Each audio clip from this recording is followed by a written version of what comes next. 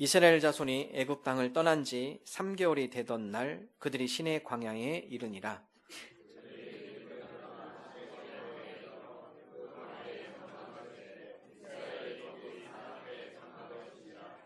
모세가 하나님 앞에 올라가니 여호와께서 산에서 그를 불러 말씀하시되 너는 이같이 야곱의 집에 말하고 이스라엘 자손들에게 말하라.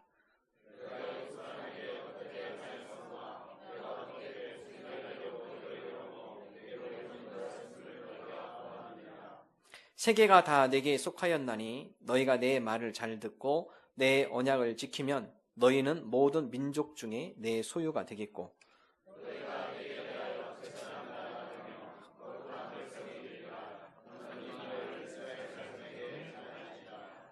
아멘. 이제 곧 봄이 되면 산에 많은 나무와 꽃들이 피게 되어집니다. 그 가운데 우리가 흔히 볼 수 있는 나무 중에 하나가 아카시아 나무입니다. 이 아카시아 나무가 성경에 보면은 많이 등장을 합니다. 특별히 성막의 시대와 성전의 시대, 이 성막과 성전의 시대 가운데 가장 중요한 도구, 가장 중요한 물건, 그것은 바로 하나님의 법궤였습니다. 언약궤. 그래서 우리가 출애굽기, 레위기 읽다 보면 하나님의 언약궤, 그것은 곧 하나님의 임재를 상징하고 이스라엘 백성이 전투를 나갈 때마다 하나님의 언약궤를 앞세우고 나갔습니다. 왜냐하면 그 하나님의 언약궤는 하나님께서 우리와 함께한다는 약속의 증표였기 때문에 그렇습니다. 그 언약궤에 세 개가 들어있죠. 모세의 10개의 두 돌판, 만나 항아리, 아론의 쌍난 지팡이.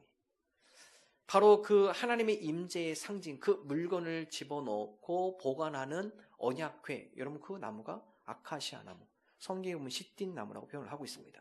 바로 아카시아 나무로 그 언약궤를 이스라엘 백성이 만들었습니다. 여러분 아카시아 나무, 우리 산들에 많이 있지만 그 나무는 그리 쓸모 있는 나무가 아니라고 합니다.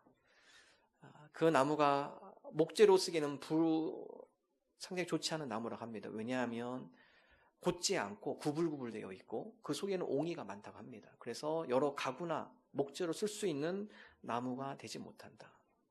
볼품이 없는 나무이고요. 그 나무를 쓸 수 있는 것은 땔감용으로 많이 쓰여진다고 합니다.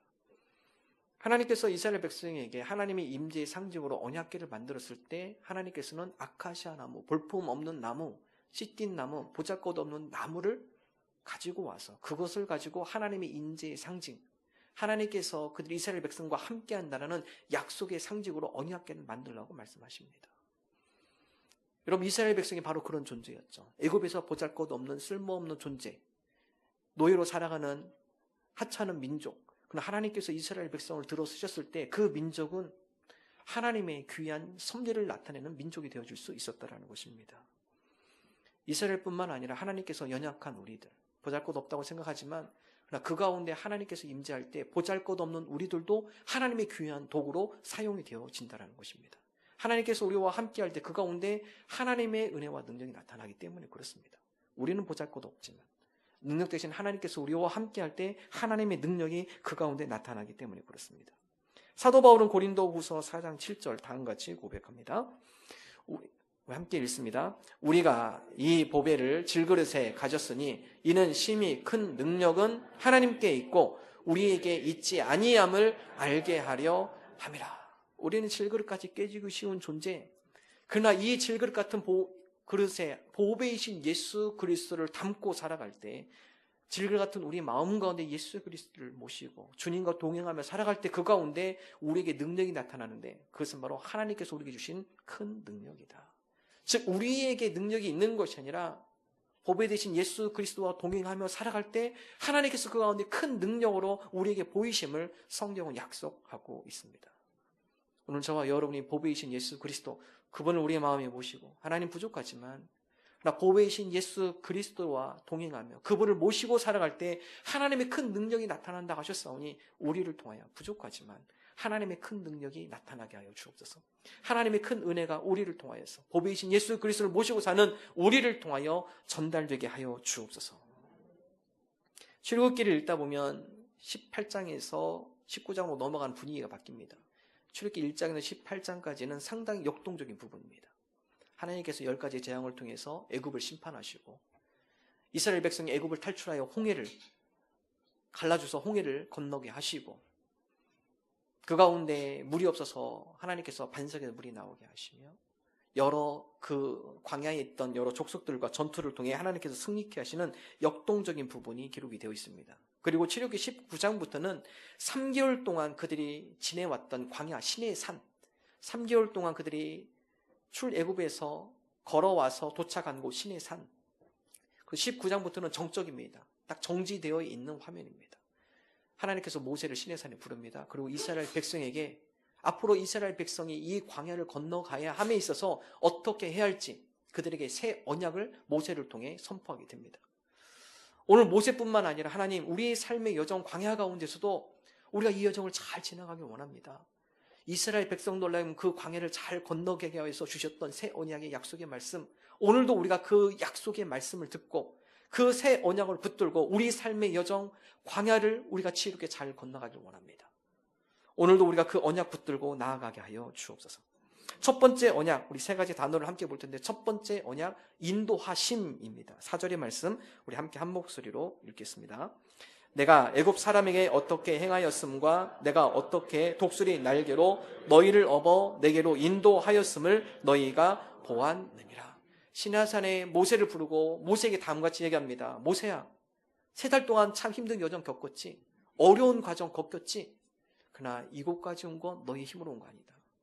이곳까지 너희들이 도달한 것 이스라엘 백성의 힘으로 온 것이 아니다. 오늘 너희들이 3달 동안 파란만장한 그런 광야 생활을 거쳐왔는데 이곳까지 온 것 내가 너희를 인도한 것을 너희는 기억해라.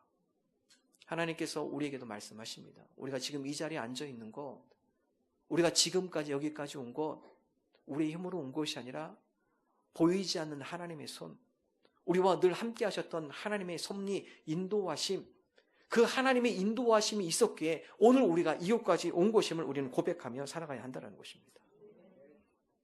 사막에서 일주일간 체험한 사람의 고백입니다. 사막에서 일주일간 체험해보니까 무엇이 가장 힘들었습니까? 발가락 사이의 모래가 가장 힘들었습니다. 우리가 여행을 하다 보면 때로는 사막을 지나가다 보면 영화에서 나오는 한 장면처럼 신발을 벗고 양말을 벗고 사막길을 걷고 싶죠. 걸어보면 처음에는 모래 사이에, 발가락 사이로 모래가 들어오는 곳이 부드럽고 간질간질하면서 좋습니다. 추억이에요. 낭만입니다. 한두 번이죠. 일주일간 그 길을 걸어가는 사람은 고통스럽습니다. 모래에 있는 작은 모난 부분들이 발가락 사이에 연한 산들을 여러 번 스치면 상처가 생긴다고 그래요. 며칠을 걷다 보면은 발가락 사이에 연한 살들이 모래에 삐죽한 부분에 의해서 스크래치가 나고 벗겨지고, 더 심각한 것은 작은 모래가 그 살로 박힌다는 겁니다. 그런 가운데 계속 걸으면 모래가 그 살 속에서 움직이기 시작하고 흉터가 커지기 시작하고 피가 나기 시작하고 7일쯤 되면은요, 한 발짝도 걸을 수 없을 정도로 발에 대한 심한 통증을 느낀다고 그래요. 사막에서 걷지 못한다는 거, 그건 죽음입니다. 사막은 무적장 걸어야 돼요. 오아시스가 있는 곳을 찾아가든지 아니면 그들의 분명한 목표점, 그곳을 찾아가야만 그들이 생존할 수 있는 것이죠. 그러나 발가락 사이의 모래 때문에, 그로 인한 상처와 아픔 때문에 한 발짝도 갈 수 없다면 그것은 죽음입니다. 이스라엘 백성이 40년 동안 광야를 건넌 것, 하나님께서 함께 하셨음을 신명기 말씀을 고백하고 있는데요. 신명기 29장 5절의 말씀 함께 한 목소리로 읽겠습니다. 나는 40년 동안 광야에서 너희를 인도하였다. 그래서 너희 몸에 걸친 옷이 헤어지지 않았고 너희 발에 신은 신이 닳지 않았다. 너희들이 너희 스스로 온 것이 아니라 너희 신이 닳아 없어지지 않도록 너희 발을 보호하고 그 가운데 너희들이 계속 행군하며 행진하며 이 가나안 땅에 돌아올수록 인도한 것, 너희 스스로 온 것이 아니라 너희 신이 닳아지지 않도록 너희 발을 보호하고 너희 발길을 인도한 것, 그것이 바로 나 여호와 하나님이다. 신명기 말씀에 고백을 하고 있습니다. 광야 또 힘든 것, 여러분 더위입니다. 광야는 그늘이 없어요. 사람이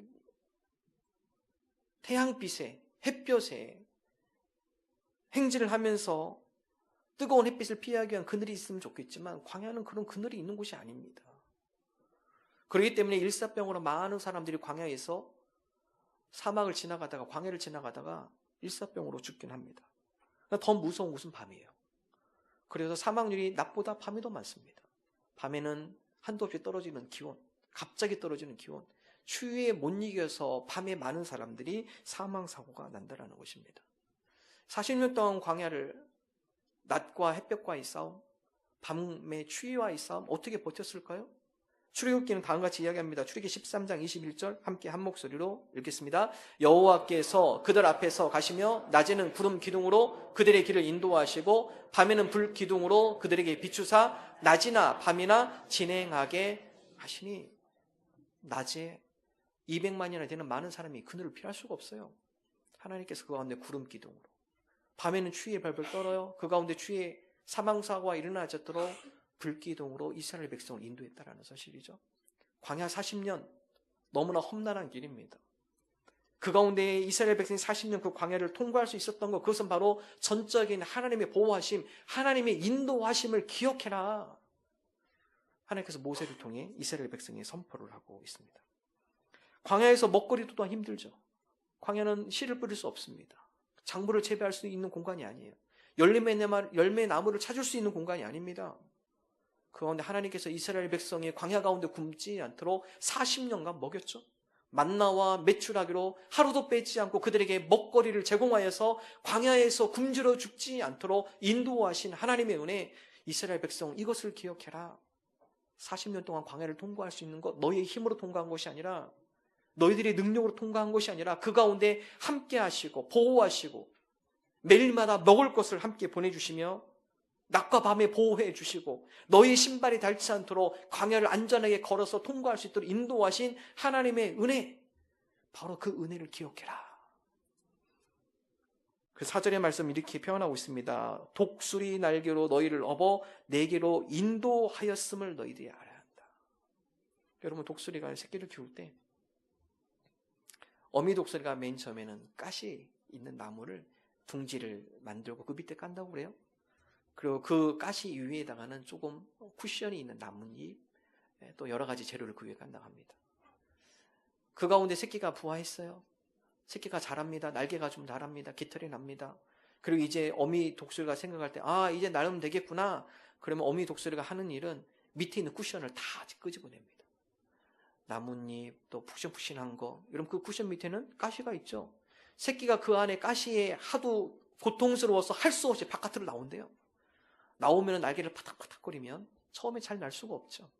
추락하기 직전, 땅에 부딪히기 직전 어미 독수리가 다시 하강해서 독수리를 잡아 올립니다. 날개로 잡아 올리고 혹은 발로 잡아 올리기도 하고. 모세는 그 광경을 너무나 많이 봤습니다. 저 독수리가, 새끼 독수리가 땅에 부딪히지 않도록 어미가 얼른 와서 그 새끼 독수리를 다시 날개로 받아 올려서 다시 하늘 위로 올리는 것처럼 하나님께서 우리를 그렇게 인도하셨지. 아슬아슬한 여러 가지 위기, 위험, 애굽 군사들이 추격했을 때 홍해를 앞두고 어디로 가야 할지 방황하는 모습, 그건 하나님께서 길을 열어주시고, 아멜렉과의 전투 가운데서도 하나님께서 승리케 하시며, 물이 없는 반석에서 물이 나오게 하셔서 우리의 갈증을 죽임으로 우리가 목말라 죽지 않도록 인도하신 놀라운 하나님의 은혜, 하나님의 인도하심, 그 하나님의 인도하심을 기억해라. 오늘 저와 여러분이 하나님, 우리 인생의 여정 가운데 되돌아보며 지금까지 온 것 우리의 힘이 아니라 하나님의 인도하심과 하나님의 보호하심을 고백합니다. 하나님의 은혜였음을 우리가 고백하며 나갑니다. 앞으로 삶의 여정도 주님께서 우리를 인도하여 줄 줄로 믿습니다. 3달 동안 이스라엘 백성을 인도하며 이것이 너희의 힘이 아니라 내가 너희를 인도하여 이것까지 온 것처럼 앞으로 40년 삶, 39년의 그 광야의 삶, 그 삶도 너희들이 인도할 거다. 이스라엘 백성에게 말씀하신 하나님의 음성을 오늘 저와 여러분이 듣는 저와 여러분 되기를 주님의 이름으로 축원합니다. 두 번째 언약, 소유입니다. 소유라는 단어를 쓰고 있습니다. 5절의 말씀이죠. 우리 함께 한 목소리로 읽겠습니다. 세계가 다 내게 속하였나니 너희가 내 말을 잘 듣고 내 언약을 지키면 너희는 모든 민족 중에서 내 소유가 되겠고. 이스라엘 백성에게 모세를 통해 이야기합니다. 모세야, 이스라엘 백성에게 전해라. 나는 너희를 내 소유로 삼고 싶다. 여기서 소유라는 것은 귀중품입니다. 여러분, 귀중품이 있죠. 그 귀중품은 여러분이 특별히 아끼는 물건들이에요. 특별히 여러분이 중요하게 생각하는 물건들입니다. 하나님께서 이스라엘 백성들로 하여금 이스라엘 백성 너희들을 모든 민족 중 가운데 가장 귀히 여기는, 가장 귀중히 여기는 그런 민족으로 삼고 싶다. 내 소유로 너희들을 삼고 싶다. 그러기 위해서 하나님께서 모세를 통해 바로에게 우리가 이 애굽을 나가야겠습니다. 하나님을 예배하기 위하여서 우리가 저 광야로 나가야겠습니다. 애굽 안에 있었을 때는 하나님의 소유가 될 수가 없음을 너무나 잘 알고 있었습니다. 애굽, 그 당시에 우상으로 가득 찬 나라입니다. 애굽에서 우리가 하나님을 예배해, 바로는 그러죠. 이곳에서 예배 드려라. 모세가 안 된다고 얘기해요. 바로 왕이요, 우리가 이곳에서 온전한 예배를 드릴 수 없습니다. 우리가 예배를 드릴 때 우상을 섬기는 많은 애굽 사람들이 우리를 와서 방해할 것입니다. 우리로 하여금 온전한 예배를 드리지 못하도록 우리 가운데 여러 가지 압력을 가할 것입니다. 그러므로 우리가 하나님 앞에 온전하게 예배 드리기 위하여 애굽 사람들의 방해를 피하여 온전히 하나님 앞에 예배 드릴 수 있는 광야, 우리가 그곳으로 가서 하나님 앞에 예배하며 하나님의 소유임을 고백하며 나아가겠습니다. 그 당시에 애굽 여러 가지 타락과 탐욕, 불의, 부정, 성적 타락으로 만연해 있는 도시입니다. 우리가 이곳에 거하면서 우리가 하나님의 소유가 될 수가 없습니다. 주변에 보이는 것이 다 죄악인 거요. 온갖 죄악의 유혹들이 너무나 많이 있습니다. 이곳에서 우리가 하나님 앞에 온전한 예배, 하나님의 소유로 살아가기가 너무나 어렵습니다. 그러므로 이 애굽을 나가겠습니다. 힘들지만 어렵지만 이 애굽을 탈출하여서 하나님이 기뻐하시는, 하나님께서 우리에게 말씀하신 새로운 땅, 그곳에서 우리가 하나님의 소유로 살아가겠습니다. 여러분, 아브라함도 하나님의 명령에서 우르 땅을 떠나가죠. 여러분, 그 당시에 우르 상당히 발전된 도시예요. 그와 더불어서 온갖 타락과 우상으로 물들은 도시 우르입니다. 하나님께서 하나님의 소유가 되기를 위해서 우리가 결단할 것이 있습니다. 애굽을 떠나셔야 돼요. 우상 숭배에서 떠나셔야 합니다.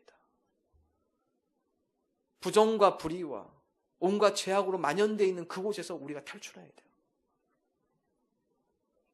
하나님의 소유가 되기 위해서는 우리가 애굽을 내려놓아야 한다는 것입니다. 우리가 이 세상에 살면서 하나님, 우리가 어떻게 하나님의 소유가 될 수 있을까요? 우리가 이 세상에서 격리하며 살아가야 합니까? 이 세상을 떠나서 우리가 어디 산속에 가서 살아야 합니까? 이 세상의 문화 가운데 우리가 아예 배척을 하고 이 문화와 단절하고 귀와 눈을 닫고 우리가 그렇게 살아가야 합니까? 그렇지 않아요. 성경은 우리가 하나님의 거룩한 소유, 이 세상에 살면서 하나님의 거룩한 소유가 될 수 있는 방법, 다시 한번 5절의 말씀 함께 한 목소리로 읽어보도록 하겠습니다. 세계가 다 내게 속하였나니 너희가 내 말을 잘 듣고 내 언약을 지키면 너희는 모든 민족 중에서 내 소유가 되겠고, 하나님, 이 세상 살아가면서 우리가 이 애굽 같은 이곳에 살아가면서 어떻게 하나님의 소유가 될 수 있을까요? 내 말을 잘 듣고 내 언약을 지키면이에요. 하나님, 세상의 방법, 세상 사람들이 가는 방향, 세상 사람들이 추구하는 목적, 우리가 그곳으로 가는 것이 아니라 하나님의 말씀을 잘 듣고 하나님의 언약을 우리가 잘 지키며 하나님께서 원하신 뜻, 그 길로 우리가 따라가겠습니다. 여러분, 이것이 바로 애굽을 탈출하는 거죠. 이 세상 가운데 하나님의 소유로 살아가는 신앙인의 삶입니다. 우리가 그 말씀을 삶에 적용하며 살아갈 때 우리 가운데 좋은 신앙의 습관이 만들어지는 것이고요, 그것 가운데 하나님이 기뻐하는 모습을 우리가 닮아가게 되어지는 것입니다. 리자라는 여인이 있었습니다. 이 여인은 16살에 술과 담배를 시작했고요, 20살에는 1,000만 원이라는 큰 빚을 지게 되었습니다. 직장을 다녔지만 1년 이상 다닌 직장이 없습니다. 길어야 1년입니다. 6개월, 짧으면 3개월, 더 짧으면 일주일. 더군다나 남편은 다른 여자를 만난다고 선언하고 집을 나갔습니다. 그녀의 삶을 되돌아보니 너무나 비참했어요. 내 인생은 실패한 인생이구나. 그런데 리자라는 이 여인에게 몇 년 후에 이 여인이 완전히 달라졌습니다. 뚱뚱했던 몸이 날씬해졌고 직장에 다니면서 그만두었던 공부를 다시 시작하게 되었습니다. 리자라는 이 여인이 그렇게 할 수 있었던 것, 그녀는 새로운 습관을 배우기 시작했습니다. 어느 날 갑자기 이 리자라는 여인이 내가 이렇게 살면 안 되겠다라는 가운데 그가 어렸을 때부터 해보고 싶었던 도전이 하나 있었습니다. 사하라 사막을 통과하는 것. 내가 다른 건 다 못해봐도 내가 어렸을 때부터 꿈꿨던, 해보고 싶었던 이 도전을 내가 한번 해봐야겠다. 그럼 사하라 사막을 통과하기 위해서는 먼저 육체적으로 건강해야죠. 그래서 리사가 마라톤을 배우기 시작합니다. 마라톤을 하기 시작해요. 내가 사막을 건너기 위해서 내가 몇 킬로를 내가 뛸 수 있는, 버틸 수 있는 체력을 길러야겠다. 그럼 마라톤하고 달리기를 하다 보니까 어떤 현상이 나죠? 뚱뚱했던 몸이 살이 빠지기 시작해요. 거기에 덧붙여서 안 되겠다. 마라톤을 하기 위해서 내가 식이요법을 해야겠구나. 그 음식을 가려 먹기 시작해요. 절제하기 시작해요. 먹고 싶은 것만 먹는 것이 아니라 몸에 좋은 음식을 섭취하며 그 가운데 몸에 좋지 않은 음식들을 구별하기 시작합니다. 그러면서 이 여인의 몸이 놀랍게 변해요. 생활의 습관이 놀랍게 변하기 시작해요. 거기에서 자신감을 찾습니다. 아하, 내가 실패한 인생이 아니라 나도 하면 되는구나. 하면 되는구나. 리자의 경우를 연구한 학자들, 리자의 두뇌 활동을 연구한 결과 이런 결론을 내립니다. 리자란 이 여인의 케이스를 보고 이미 자리 잡은 두뇌 활동을 없앨 수는 없습니다. 하지만 그 위에 새로운 습관을 덧씌울 수는 있습니다. 우리가 평생 한결같이 살기는 어렵습니다. 나쁜 습관, 나쁜 행동, 우리가 반드시 나타납니다. 그런 나쁜 습관이나 행동을 없애는 것도 중요하지만 더 중요한 거 그 위에 좋은 습관을 더 씌우는 겁니다. 우리가 한결같이 늘 좋은 마음, 한결같이 늘 좋은 행동, 우리가 그렇게 완벽한 사람이 아니죠. 그보다는 우리에게 더 안 좋은 모습, 안 좋은 행동들이 더 많이 있죠. 그것을 극복하는 것, 그것 가운데 더 좋은 습관으로 더 씌우면 돼요. 디모데전서 4장 6절 함께 한 목소리로 읽겠습니다. 내가 이것으로 형제를 깨우치면 그리스도 예수의 좋은 일꾼이 되어 믿음의 말씀과 내가 따르는 좋은 교훈으로 양육을 받으리라. 하나님의 말씀으로 양육을 받을 때 우리에게 좋은 습관이 생기는 거죠. 내가 하고 싶은 대로 내 욕구와 충동대로 아니요. 하나님, 제 욕구와 충동은 이런 거지만 그러나 하나님의 말씀으로 양육받으며 이거보다는 하나님께서 이러한 모습을 원하시는군요. 제가 이러한 모습을 따라가겠습니다. 그럴 때 우리가 하나님의 소유가 될 수 있는 것입니다. 최경주 프로골퍼, 우리나라의 골프의 새로운 역사를 쓰신 분이죠. 이분이 애연가였습니다. 담배를 상당히 좋아하시는 분이었어요. 이분이 하나님을 믿은 뒤로 내가 이러면 안 되겠다. 담배를 끊어야겠다. 결단을 합니다. 그리고 그가 가장 먼저 한 일은 집안에 있는 모든 담배를 쓰레기통에 집어넣는 거였습니다. 담배를 많이 피던 분이 담배를 안 치니까요, 성적이 떨어져요. 골프를 해서, 골프가 얼마나 정교한 운동입니까? 치려면 막 금단현생 손이 떨리고, 시합을 나가면 왠지 불안해지고, 여러분, 그럴 때 유혹이 있을 수 있죠. 다음에 해야지. 이번 시합이 중요한 거니까 한 대 피고 와야겠다. 가서 한 대 피고 다시 한번 해야겠다. 할 수 있죠. 그런 유혹이 왜 없겠어요? 있죠. 근데 이분이 다음같이 얘기합니다. 금연에 성공한 사람들, 내가 양을 조금씩 줄여야지. 그럼 내가 금연에 나중에는 성공하겠지. 이런 사람 치고 성공한 케이스가 아무도 없대요. 금연에 성공한 사람들은 단번에 확실히 담배와 인연을 끊은 사람이에요. 한 번에 끊어야 합니다. 한 번에. 그럼 담배뿐이겠어요. 우리 가운데 안 좋은 습관, 내가 조금씩 줄여가서 나중에는 내가 이런 모습 내려놔야지. 그렇지 않다라는 것입니다. 단번에 끊으셔야 돼요. 단번에. 내가 오늘부터 이거 끊는다. 오늘부터 내가 이거 안 한다. 그 위에 내가 새로운 습관 하나 덧입힐 텐데 하나님의 말씀을 읽고 그 말씀에 순종하며 내 위에 좋은 습관을 덧붙이겠다. 더 씌우겠다. 여러분, 그런 사람들 가운데 변화가 일어나게 되어진다는 것입니다. 신앙생활 하면서 믿음에 의심이 생길 수 있습니다. 연약해질 수도 있습니다. 하지만 중요한 것은 의심과 불신에 지지 않고 그 위에 더 좋은 말씀과 믿음을 덧씌워서 이기는 것입니다. 왜 의심이 없겠어요? 왜 우리가 연약해지지 않습니까? 다 의심과 연약해질 수 있는 거예요. 중요한 것은 그것에 지는 것이 아니라 말씀으로, 더 좋은 말씀으로 그 의심을 이기는 겁니다. 우리의 연약함을 이겨내는 거예요.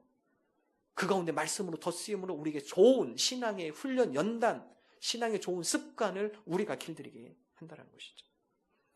디모데전서 4장 7절 우리 함께 한 목소리로 읽겠습니다. 망령되고 허탄한 신화를 버리고 경건에 이르도록 내 자신을 연단하라. 죄송합니다. 디모데전서 4장 7절인데 내 자신을 연단하라. 허탄한 신화를 버려라. 경건에 이르도록 내 자신을 연단하라. 오늘 저와 여러분이 하나님의 말씀 가운데, 우리 가운데 그리스도의 교훈으로 우리 가운데 좋은 습관, 경건의 훈련, 그로 인하여 우리가 하나님의 거룩한 소유가 되기를 원합니다. 하나님이 귀히 여기시는 하나님의 귀중품이 되기를 원합니다. 여러분, 그럴 때 우리가 삶의 여정, 우리의 삶의 광야를 잘 통과할 수 있어요. 그 삶의 여정 가운데 좋은 열림과 결실을 맺을 수가 있습니다. 우리가 하나님의 소유가 되므로 우리 삶 가운데 하나님의 아름다운 열매를 맺어가는 저와 여러분 되기를 주님의 이름으로 축원합니다. 마지막 세 번째 단어, 제사장 나라입니다. 하나님께서 모세를 하고 이스라엘 백성들에게 너희는 이제 제사장 나라이다. 내가 너희를 애굽에서 불러낸 것, 너희로 하여금 제사장 나라로 삼기 위하여 너희를 불러냈다.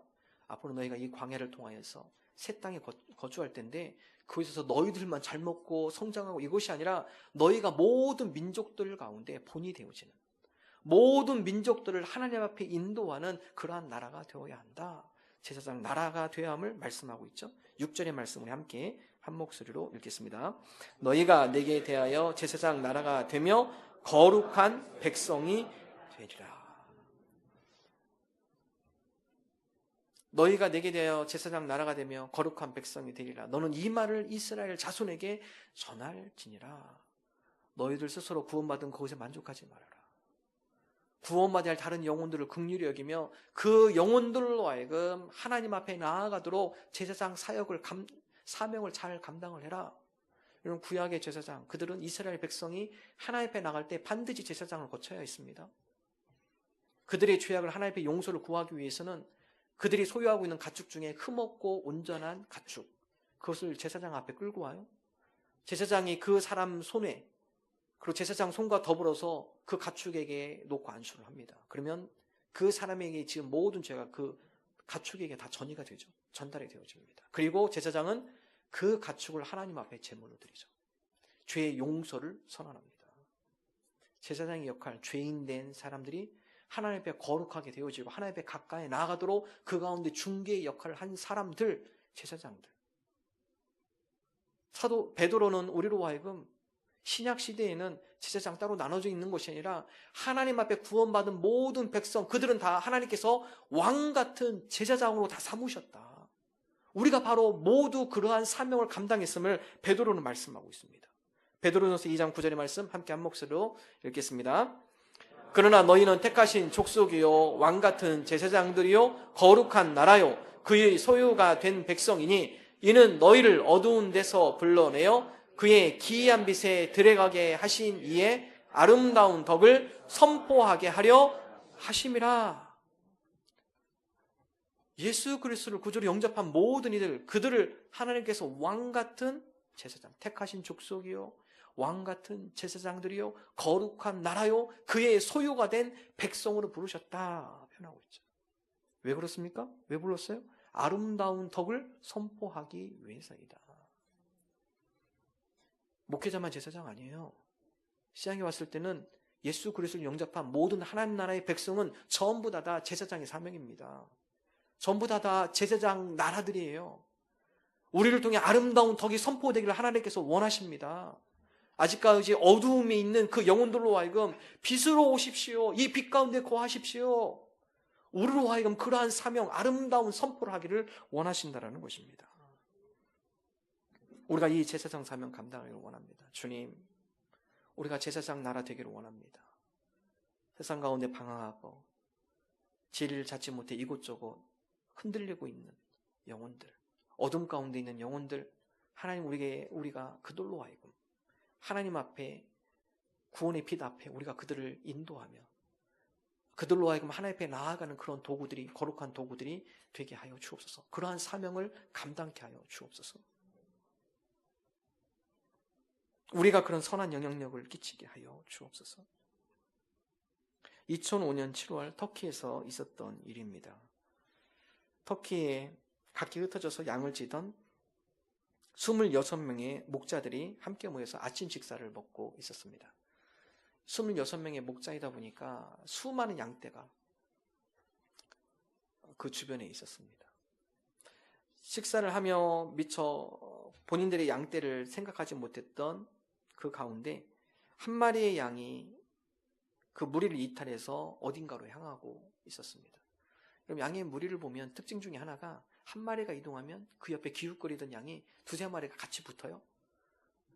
그리고 조금 있다가 보면은 또 이동하다 보면은 또 다른 무리에 있던 양이 또 뒤따라오기도 하고요. 한 마리 양에서 시작이 됐는데 어느새 수많은 양들이 그 한 마리 양을 따라 대오를 이루기 시작했습니다. 대홍사고가 발생했는데요. 450마리의 양이 벼랑에서 떨어져 죽었습니다. 한 마리 양 따라가다가 450마리가 통째로 벼락으로 다 떨어졌습니다. 벼락으로. 계속 뒤에서 미니까요. 계속 따라오고 밀고 따라오고 밀고. 그리고 1,000마리가 부상이 당했습니다. 450마리가 먼저 떨어졌으니까 그 떨어진 양이 계속 쌓였죠. 그 뒤에 오는 양들은 그 쿠션 때문에 살긴 살았대요. 근데 뭐 다리가 부러지거나 그랬지. 450마리가 밑에 깔려 있으니까요. 뒤늦게 오는 양들은 죽지는 않았지만 1,000마리가 부상을 당했다고 합니다. 한 마리 양이 잘못 갔을 때 그 한 마리 양을 따라간 수많은 양들이 큰 사고를 당했다는 사실이죠. 성경에 이와 비슷한 비유가 있습니다. 맹인이 맹인을 인도하지 못한다. 맹인이 맹인을 인도하면 둘 다 구덩이에 빠집니다. 맹인이 맹인을 인도할 수 없다는 사실이죠. 예전에 차에 붙이는 스티커에 이런 문구가 있었습니다. 나를 따라오지 마세요. 나는 길을 잃었어요. Don't follow me. I'm lost. 나를 따라오지 마십시오. 그 차 따라갔다가 같이 헤매는 거예요. 헤매는 겁니다. 길을 아는 사람을 따라가야죠. 길을 잃은 사람을 따라가면 같이 길을 잃게 됩니다. 그리고 같이 구덩이에 빠지게 되어집니다. 지금 누구를 따라가고 있습니까? 생각해 보십시오. 세상 사람들을 따라가고 있나요? 똑같이 방황하는 겁니다. 세상의 가치와 목적을 따라가고 있나요? 엉뚱한 방향으로 가고 있는 것입니다. 성경은 우리로 하여금 믿음의 주여 또 우리를 온전케 하시는 예수 그리스도를 바라보라고 말씀하고 있습니다. 히브리서 12장 2절 전반절 함께 한 목소리로 읽습니다. 믿음의 주여 또 온전하게 하시는 이인 예수를 바라보자. 우리가 바라봐야 할 것, 우리가 따라가야 할 것, 믿음의 주인 되어주시고 우리를 온전케 하시는 예수 그리스도, 그분을 따라가야 할 것을 성경 우리에게 말씀하고 있습니다. 주님 길이요 진리요 생명 되신 주님을 바라보고 따라감으로 세상 가운데 방황하는 많은 영혼들이 우리를 보고 그 대열에 함께 동참하게 하여 주옵소서. 우리가 세상 사람들 대열에 끼는 것이 아니라 세상의 무리 가운데 세상으로 잘못된 길로 가고 있는 수많은 영혼들, 그 영혼들이 오히려 우리를 보고 진리의 길에 합류할 수 있도록 우리가 바로 그러한 제사장 나라들이 되게 하여 주옵소서. 어둠 가운데 방황 가운데 헤매고 있는 영혼들, 하나님 그들을 우리가 같이 손을 붙잡고 생명이요 길이요 진리 되시는 예수 그리스도 앞에 인도하는 하나님의 도구들이 되게 하여 주옵소서. 하나님께서 우리에게 맡기신 사명입니다. 우리가 4월 1일, 8일, 15일 목장 전도 축제를 합니다. 그 이유는 세상 가운데 방황하고 있는 영혼들, 그들에게 길을 제시하는 겁니다. 진리를 알려주는 것입니다. 생명의 길로 인도해 주는 것입니다. 하나님, 우리가 이러한 제사장의 사명들을 감당하는 교회 되게 하여 주옵소서. 그러한 제자들이 되게 하시고 그러한 하나님 나라의 백성이 되게 하여 주옵소서. 우리가 이러한 믿음으로 고백하는 저와 여러분 되기를 주님의 이름으로